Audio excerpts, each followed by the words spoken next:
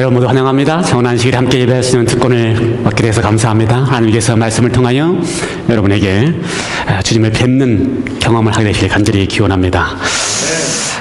오늘 지금 우리가 계속해서 이사야 총 제목은 하나님의 마음으로 읽는 이사야라고 하는 제목입니다. 우리가 이사야를 읽을 때에 하나님의 심정으로 이사야를 함께 읽고 또 이사야를 통하여 하나님이 주시는 말씀을 함께 나누는 시간을 갖습니다. 오늘은 제 6번째 이사야 6장에 있는 말씀을 가지고서 함께 말씀을 나누려고 생각하고 있습니다. 이사야 6장 1절부터 13절까지의 말씀입니다. 지난주에는 주의 포도원, 이사야 5장에 있는 말씀을 드렸습니다. 5장 1절부터 7절에 있는 주의 포도원에 대한 이야기를 드렸습니다. 잠깐 정리해 볼까요? 이사야 5장 1절부터 7절 가운데 포도원에 대한 이야기가 나옵니다. 포도원. 그렇죠? 포도원 주인이 포도원을 잘 만들었다고 그랬습니다. 땅을 좋은 곳을 택해가지고 땅을 갈고 돌을 캐내고 아주 잘 포도원을 만나서 거기에 뭘 심었어요?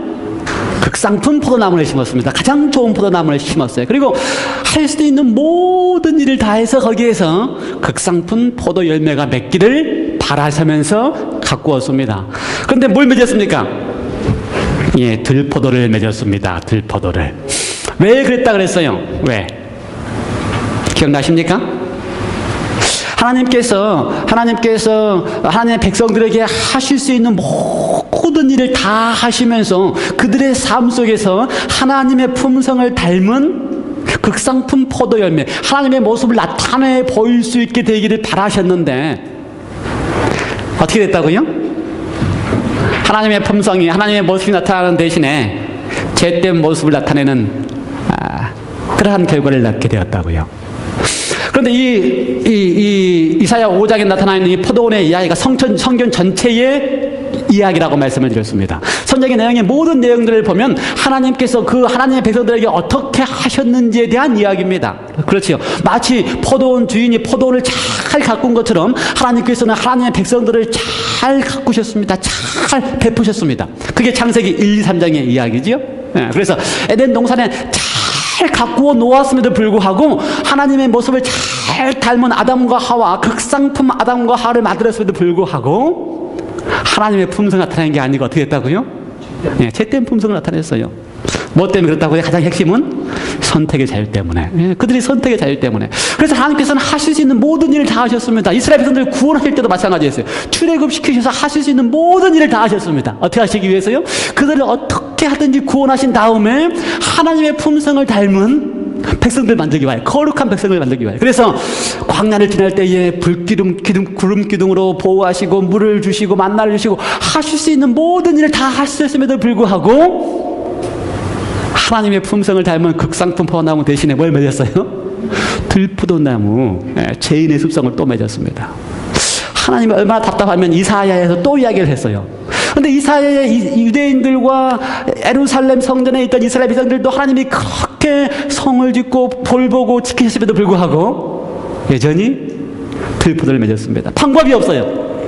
그래서 예수님께 직접 오셔서 포도원 지기의 이야기를 해 주었습니다. 그런데 신약시대에 와서도 예수님의 백성들을 보니까 똑같아요. 그렇죠? 예수님 당시 백성들도 예수님의 이야기 가운데 보면은 주인이 포도원을 맡기고 멀리 애굽으로 떠났습니다. 그래서 포도원을 잘 관리하도록 하고 열매를 맺게 했는데 종을 보낼 때마다 어떻게 해요? 그 열매를 주지 않고 종을 죽이는 것입니다. 그래서 이번에는 아들이 직접 가서 그 포도원의 열매를 얻기 위해 갔더니 그 종들이 뭐라 그래요? 이는 상속자이니까 이만 죽여버리면 우리가 다 우리 것이다 하면서 아들까지도 죽였습니다. 그걸 보고 하나님이 얼마나 가슴이 아팠으면 마지막으로 한 비유를 이야기하십니다. 포도원에 거기에 무화과 나무를 심어놨는데 3년 동안 잘 해도 무화과 열매가 없는데 어떻게 하면 좋겠느냐. 그래서 어떻게 했어요? 제발 한 번만 더 기회를 달라고 부탁을 했습니다. 그래서 예수님이 드디어 창조 때부터 지금까지 그렇게 해도 안 되고 마지막 한 번만 더 기회를 주셨는데 그게 무슨 기회예요? 요한복음 15장의 기회입니다. 나는 포도나무요 너희는 가지니. 그래서요, 포도나무를 심어서는 안 된다는 것을 잘 아셨기 때문에 예수님이 직접 어떻게 하셨습니까? 포도나무가 되셨습니다. 그리고 뭐라 그래요? 나에게 붙어 있기만 하면 절로 가시를 맺는다. 여러분, 아담도 실패하고 노아도 실패하고 이스라엘의 모든 하나님의 자녀들이 다 실패했지만 마지막 오늘 주님께서 이 땅에 오신 다음에 우리에게 기대하고 있는 것이 있다면, 내가 포도나무이기 때문에 나에게 어떻게 하라고요? 붙어만 있어다오. 그러면 절로 가시에 맺는다. 하나님의 모습을, 하나님의 아름다운 품성을 맺을 수 있는 비결은 포도나무를 심는 게 아니고 당신이 포도나무가 되셔서 어떻게 하셨다고요? 이제 붙어있기만 해다오. 여러분, 그건 선택하셔야 됩니다. 아담도 선택에 실패하고 다 실패했지만 여러분은 나는 예수님이 좋아서 예수님께 붙어있겠다고 선택하겠다고 하셔야 됩니다. 그러기만 하면은 주님께서 우리를 통하여 열매를 맺어주실 것입니다. 그게 이사야 5장의 이야기입니다. 포도원의 이야기입니다. 6장에서는요 아주 또 재미있는 이야기가 등장합니다. 6장의 이야기를 쉽게 설명하면 이렇습니다. 이사야가 거의 편했어요. 뭐가 됐어요? 본즉, 우시의 왕이 죽던 때에 내가 본즉 뭘 봤습니까? 예, 보았는데요, 뭘 봤냐면요, 하나님의 모습을 보았습니다. 대단한 경험이지요. 여러분, 하나님의 모습 본 적 있습니까? 보고 싶습니까? 보면 좋겠습니까?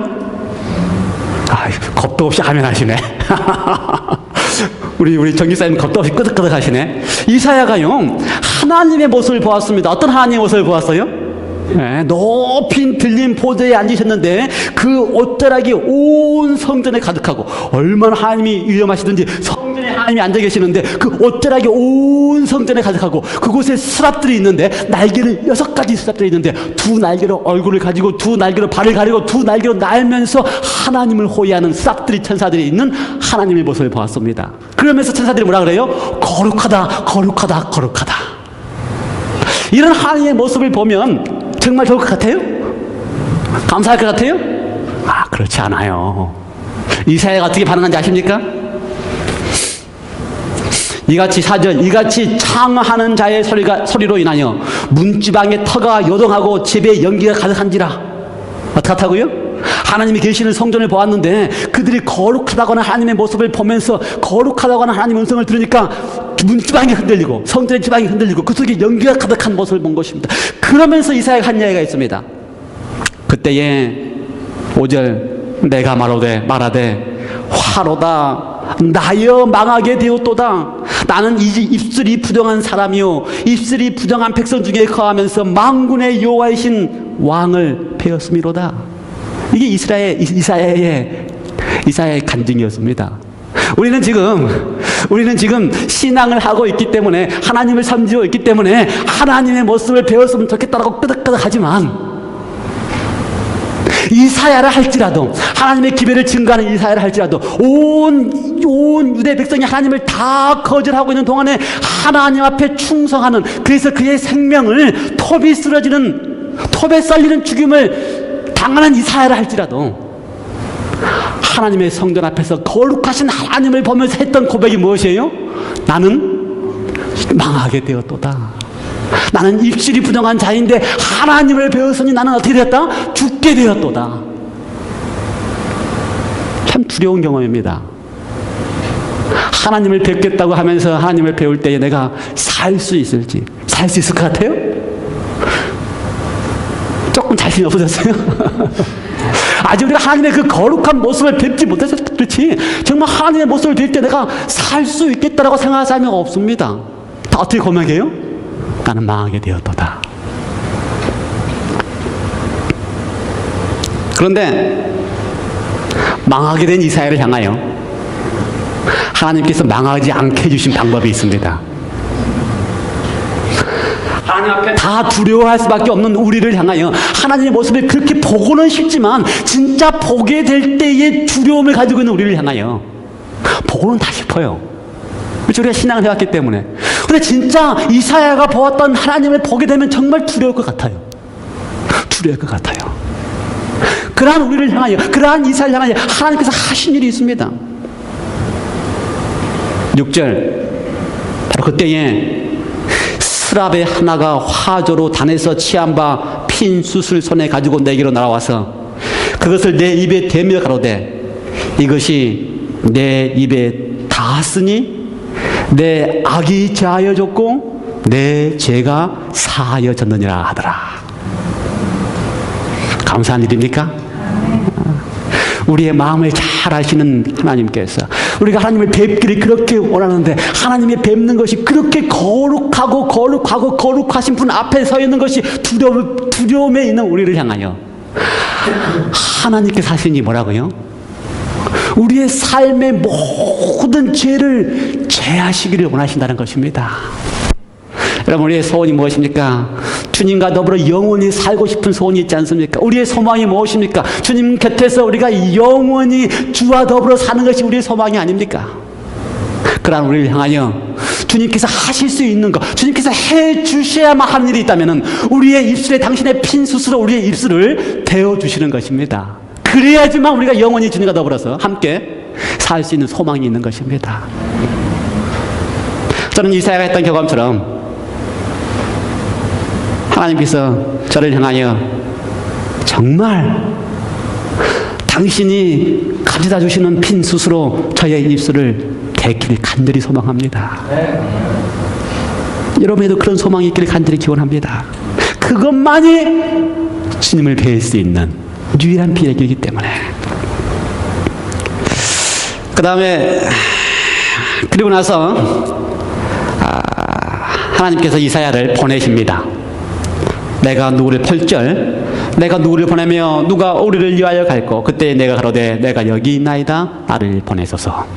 그러면서 하나님께서 이사야에게 사명을 줍니다. 어떤 사명을 줬어요?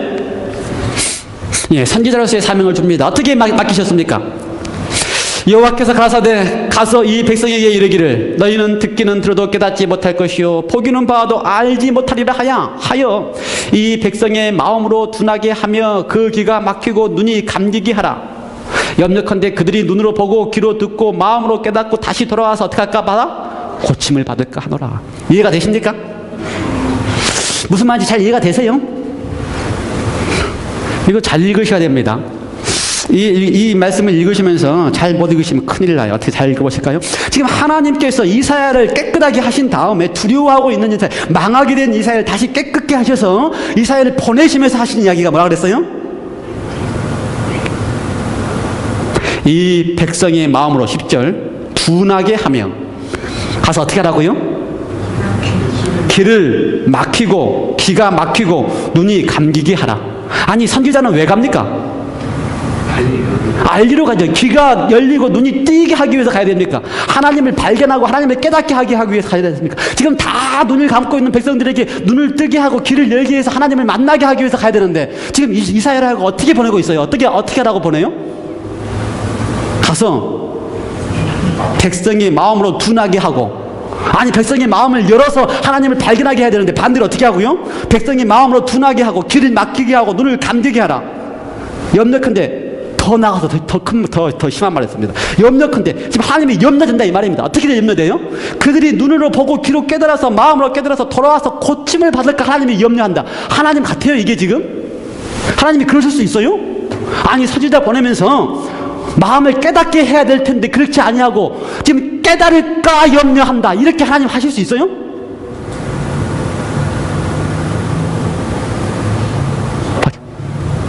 다시 뭐라고요?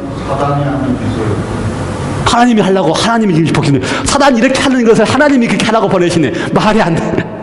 이 말씀을 읽을 때에 이건 진짜 말이 안 된다 이렇게 읽어야 정상입니다. 하나님 어떻게 읽을 수 있냐 이렇게 읽어야 정상입니다. 하나님이 그럴 수 없지요. 이걸 읽으면서 하나님이 이렇게 하는 게 당연하다라고 읽으면 그때도 생각 잘못 읽은 것입니다. 하나님의 마음으로 안 읽은 것입니다. 이사야를 읽을 때에 하나님의 마음으로 읽는 이사야를 잘 읽으시려면 이렇게 말씀하신 하나님이 하나님답지 않다라고 결론이 나야지만 잘 읽으실 것입니다. 정인시대 맞아요? 하나님다워요? 아니죠. 정말 하나님께서 하나님답지 않는 말씀을 하셨습니다. 왜 이렇게 말씀하셨을까? 이사야 8절, 9절, 10절 왜 이렇게 말씀하셨을까? 이게 해결돼야지만 하나님다운 것이 무엇인지 우리가 이해할 수 있습니다. 이거 그냥 제가 사실은 빨리 해결해야 되거든요. 진짜 주제 설교는 다음인데 이거 빨리 해결합시다. 이거 빨리 해결합시다. 이 말씀을 사실은요, 신약 성경에 한 4-5군데 이제 똑같이 인용하고 있습니다. 똑같이.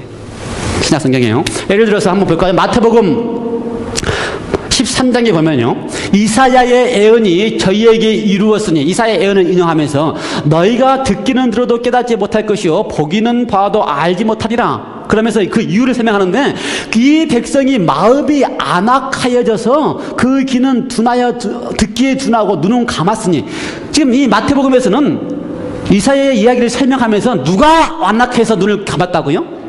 백성이 완악해서 눈을 감고 있는 거고, 백성이 완악해서 귀를 막고 있었다. 이거 지금 이 이야기를 맞게 설명한 것 같으지요? 지금 실제 그 상황도 백성이 완악하여 귀를 막고 백성이 완악하여 눈을 감고 있었는데, 하나님이 뭐라고 한다고요? 내가 눈을 막고 내가 어떻게 한다? 귀를 막게 했다. 무슨 말인지 샤이리 사시겠어요? 예, 실제로는 백성이 완악하여 지금 귀를 막고 있고 백성이 완악하여 듣지 않고 있는데, 하나님 뭐라고 표현한다고요? 내가 귀를 막았고 내가 눈을 감아서 구원받지 못하게 했다. 하나님 나와요? 왜 하나님 나와요? 예, 하나님다운 표현입니다. 이사야의 표현이야말로 하나님다운 표현입니다. 마태의 복음이나 또 다른 표현, 사도행전의 표현도 똑같은 표현을 했습니다. 사도행전 표현도 이사야 이야기를 하면서 백성이 마음이 안악하여 그 귀로 둔하게 하고 둔하게 듣고 그 눈이 감았다. 이건 지금 실제적인 이야기입니다. 백성이 완악한 것은 실제적인 이야기인데, 백성이 완악한 백성을 향하여 하나님이 그 백성을 보실 때에 너희가 안악하기 때문에, 너희가 악하기 때문에 그렇다라고 하시면 하나님답지 않습니다. 하나님 어떻게 해야 돼요?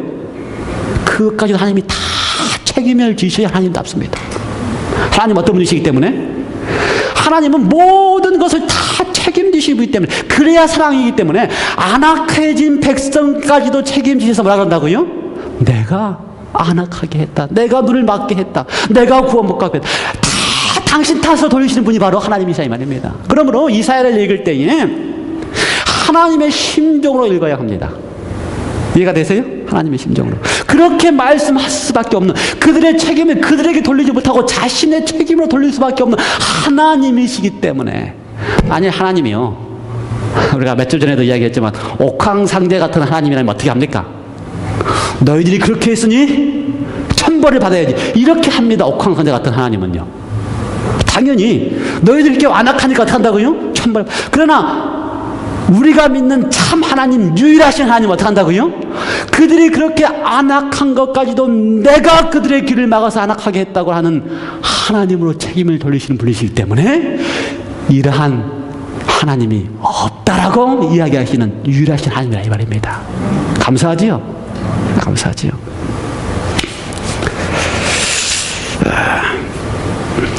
이사야 이 이야기를 전개하면서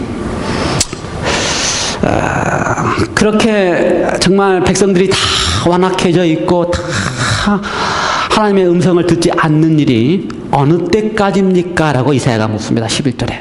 그랬더니 성읍이 황폐해지고 다 또 하나님으로부터 멀리 옮겨가고 망하고 포로로 잡혀가는 이야기를 하는데, 그 끝이 언제인가? 마지막으로 13절에 이렇게 결론을 맺었습니다. 그 중에 10분의 1이 오히려 남아있을지라도 이것은 상키움 받을 것이나, 밤나무, 상수리나무가 뱀을 당하여도 그 구루터기는 남아있는 것 같이, 그다음에 뭐라 그랬어요? 거룩한 씨가 이 땅에 구루터기니라. 이제 제가 첫 번째는 이사야의 이 이야기를 하나님의 마음으로 읽는, 그래서 하나님이 비록 하나님답지 않게 표현한 거라고 느꼈지만 자세히 읽어봤더니 진짜 어떻게 했어요? 하나님다운 표현이었다는 것을 우리가 이해를 했고요. 두 번째는 이제 오늘 하려고 하는 핵심은 이사야의 경험입니다. 이사야의 경험. 어떤 경험이요? 죽음에서 생명으로 가는 경험입니다. 죽음에서 생명으로 가는 경험. 오늘 우리 아침에 가정공부도 비록 내가 죽을지라도 소망에 대한 이야기를 했는데 죽음에서 생명으로 가는 경험이 뭘까? 이사야에게 있어서 가장 두려운 경험은요, 지금 이 순간에 이사야에게 있어서 두려웠던 경험은요, 하나님을 배웠을 때에 자신이 뭐라는 경험입니까? 죄인이라고 느끼는 경험입니다. 근데 이건 모든 사람들의 경험입니다. 욥이 하나님을 배웠을 때 경험이 무슨 경험이에요? 자기가 죄인이라는 경험입니다.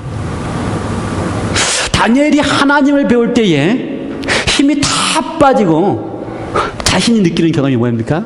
죄인이라는 경험입니다. 여러분이 하나님을 배울 때에 하나님 앞에 설 때 여러분이 느끼는 경험이 바로 어떤 경험이에요? 내가 죽게 되었다라고 하는 경험입니다. 사도바울 선생님이 로마서 7장에서 오라 나는 어떤 사람이다? 공고한 사람이다. 이 사망의 몸에서 누가 나를 구해냈고, 이 경험이 무슨 경험이에요? 하나님 앞에 섰을 때의 모든 사람들이 오라 나는 공고한 사람이다. 이 사망의 몸에서 누가 나를 구원할 거라고 하는 경험입니다. 이 똑같은 이사야 6장의 경험과 똑같은 경험이 출애굽기 19장부터서 24장까지에 등장합니다. 긴 이야기니까 제가 간단히 설명하면요, 출애굽기 19장은 이스라엘 백성이 출애굽한 지 3개월이 지났습니다. 이스라엘 백성들이 언제 출애굽했습니까? 유대인의 달력에 의하면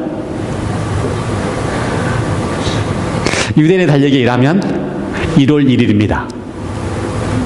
너희가 출애굽한 날로 그날 첫 달로 삼고 이렇게 표현했어요. 그래서 새롭게 유대인의 달력을 만든 이유가, 그렇죠, 유대인의 달력이 시작되는 이유가 출애굽하는 6월절부터 시작해서 첫 달이 되기 때문에 유대인의 달력이 다릅니다. 유대인 달력이 어떻게 지킨다고요? 출애굽한 날을 첫 달로 지킵니다. 그래서 그 출애굽한 때 날로부터서 홍해를 건너서 광야를 건너서 드디어 딱 온 광야, 무슨 광야요? 시내 광야까지 딱 왔을 때가 언제인지 아십니까?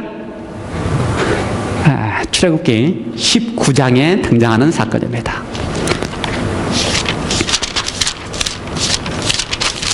거기 뭐라고 표현되어 있어요?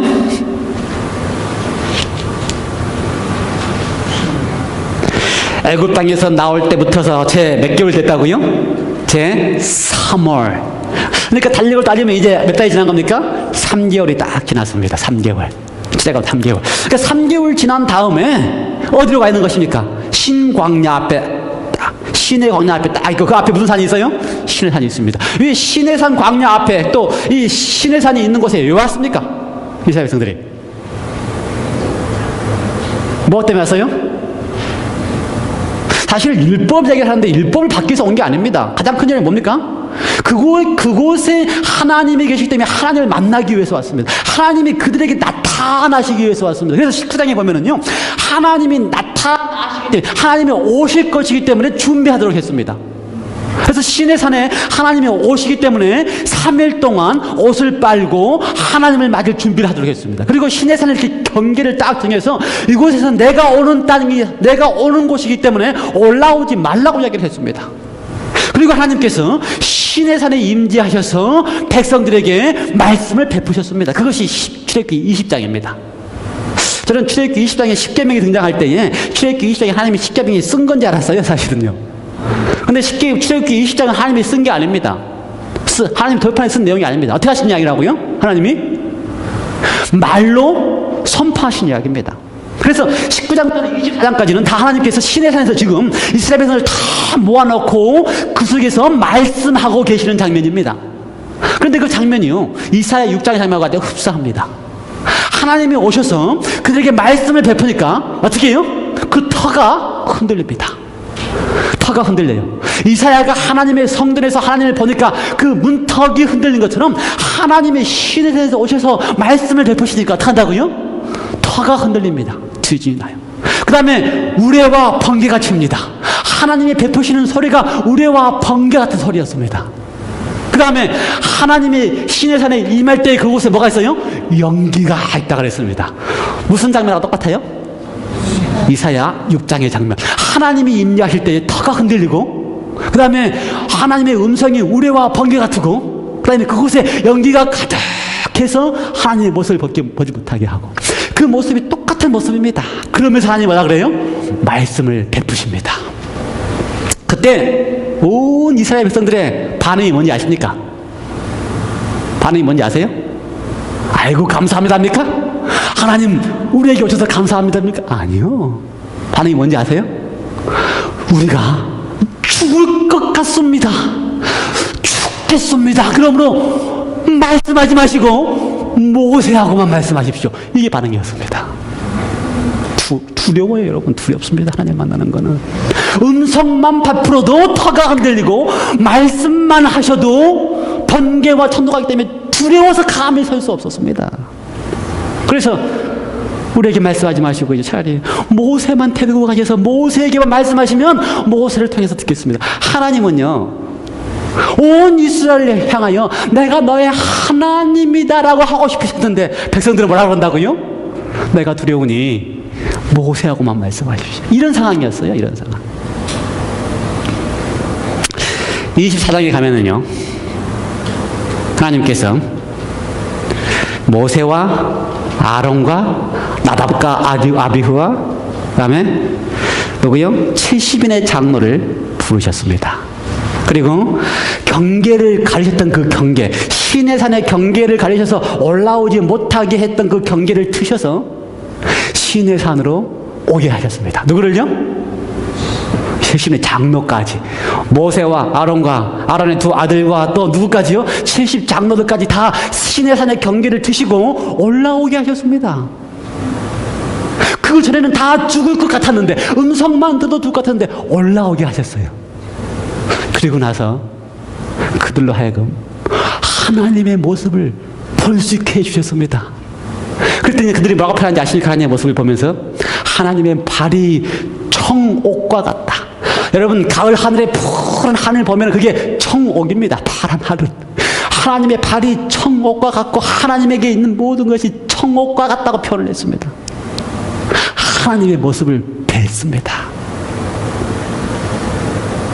그리고 나서 출애굽기 24장에서는 마지막 결론을 이야기를 모세와 아론의 두 아들과 70 장로들이 하나님 앞에서 먹고 뭐라 그랬어요? 마셨더라. 여러분, 이거 얼마나 대단한 사건입니까? 24장 11절, 하나님이 이스라엘의 존귀한 자들에게 손을 대지 아니하셨고 그들은 하나님을 보고 어떻게 하셨다? 먹고 마셨더라. 죄인이 하나님의 음성만 들어도 두렵고 떨려서 감히 하나님의 음성조차도 들을 수 없겠다고 하는 그 죄인들을 향해 하나님께서 은혜를 베푸셔서 하나님의 모습을 보게 하시고 하나님 앞에서 더불어 먹고 마시게 하셨다. 얼마나 감동스러운 장면입니까? 그렇잖아요, 여러분? 죄인이 하나님 앞에서 먹고 마셨다. 얼마나 감동스러운 장면입니까? 그런데 이 감동스러운 장면을 신약에서는 또다시 등장하게 됩니다. 이사야는요, 자신이 하나님을 경험한 다음에 온 백성들이 이렇게 악한데 이 악한 백성들이 구원 다시 받을 수 있는 때가 언제냐고 물었습니다. 그때가 언제라고요? 구루터기가 남아있는데 그 구루터기가 누구라고요? 거룩한 씨가 구루터기니라. 예, 거룩한 씨가 비결이라는 것입니다. 거룩한 씨가 답이라는 것입니다.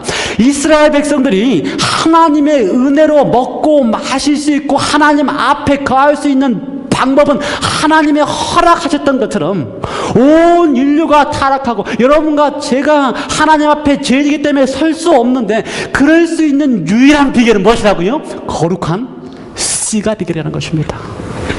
그런데 그 아름다운 장면이 출애굽기 19장에서부터 24장에 있던 그 아름다운 장면이, 하나님 앞에서 먹고 마셨던 그 아름다운 장면이 거룩한 씨에 의해서 신약에 다시 등장합니다. 요한복음 13장. 무슨 사건인지 아십니까? 요한복음 13장에 가면은 예수님께서 잡히시기 전날 밤 마지막 제자들과 더불어 함께 먹고 마시는 장면입니다. 이게 무슨 장면입니까? 성만찬 장면입니다. 그 성만찬 예식에서 예수님께서 어떻게 하셨어요? 그 성만찬에 참여하는 성만찬에 참여하는 예수님의 제자들 가운데 한 사람이라도 뭐 착하거나 준비된 사람이 있습니까? 성만찬에 오기 전까지요, 누가 크냐고 싸웠습니다. 성만찬에 앉아서 내가 더 크기 때문에 예수님의 옆에 앉아야 된다고 싸웠습니다. 성만찬에 와서요, 나는 높기 때문에 그 종이 하는 발을 씻을 수 없다라고 싸우고 있었던 죄인들이었습니다. 그러한 죄인들을 향하여 하늘에 계셨던 하나님이 거룩한 씨가 되어서 이 땅에 오신 다음에 그러한 죄인들로 하여금 아버지와 하나님과 함께 할 수 있게 하시기 위하여 그분께서 친히 죄인들의 발을 씻기셨습니다. 이사야로 하여금 하나님을 본 다음에 그가 죽게 되었다고 하는 이사야를 향하여 살게 하기 위하여 그 입에 수술을 내셨던 것처럼, 아니 온 제투성이에 누가 넘냐고 싸우고 있는 제자들을 향하여 그들로 하여금 다시 살게 하기 위하여 어떻게 하셨다고요? 그들의 발을 씻기셨다는 것입니다. 누가요?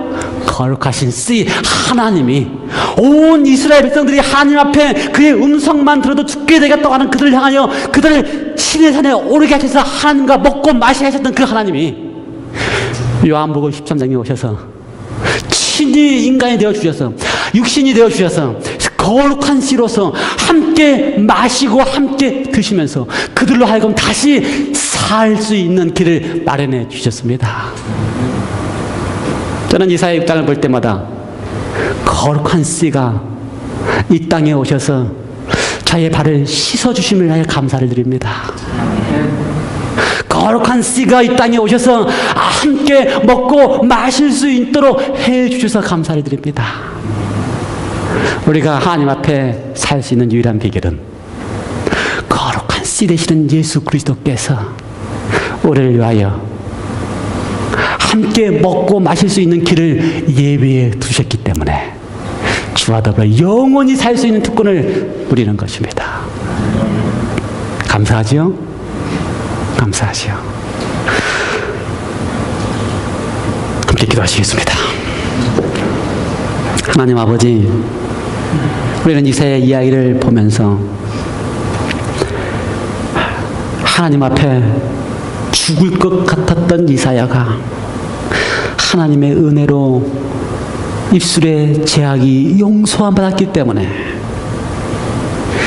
영원한 사명을 맛보았던 것을 보게 됩니다. 이스라엘 백성들이 하나님의 음성을 들으면 죽을 것 같았지만 하나님의 은혜로 함께 먹고 마실 수 있는 특권을 누렸던 것을 보게 됩니다. 우리 모두가 다 하나님의 백성이라고 고백하지만 죽을 수밖에 없는 죄인들입니다. 그러나 우리를 향하여 거룩한 씨이셨던 예수님께서 우리를 위하여 우리의 발을 씻기시고 우리에게 당신의 흘린 피와 찢긴 살을 주시면서 먹도록 호소하셨기 때문에 우리로 하여금 영원한 생명을 주셨사오니 감사합니다. 주님이시여,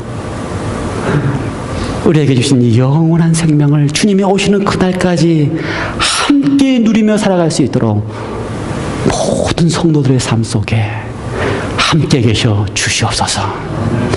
예수 그리스도 이름으로 간절히 기도드리옵나이다.